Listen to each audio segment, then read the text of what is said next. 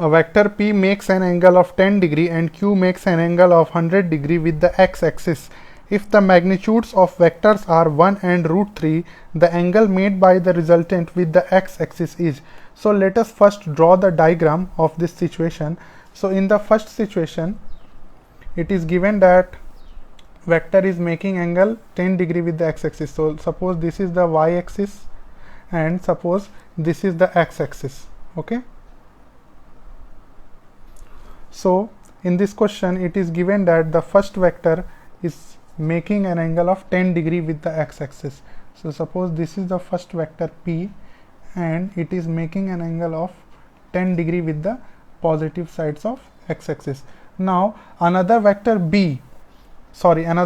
Q is making an angle of 100 degree with the x-axis. That means this is 90 degree, so 10 degree more than y-axis. So let us draw the Q vector. So this is the Q vector and it must be making an angle of 90 degree with the initial P vector, and total angle with the x-axis of this vector is given as 100 degree. So this angle will be 10.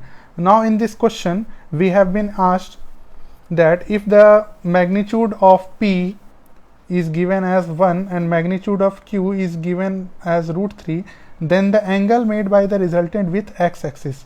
So suppose this is the resultant vector, okay, R vector. Then we have been asked the angle made by this resultant vector with the x-axis. So suppose this resultant vector makes an angle theta with the P vector, then we can write that tan theta will be equal to √3 by 1. That will be equal to also Q by P. So theta will be equal to 60 degree. Therefore the resultant vector is making an angle of 60 degree with the P. Therefore angle of resultant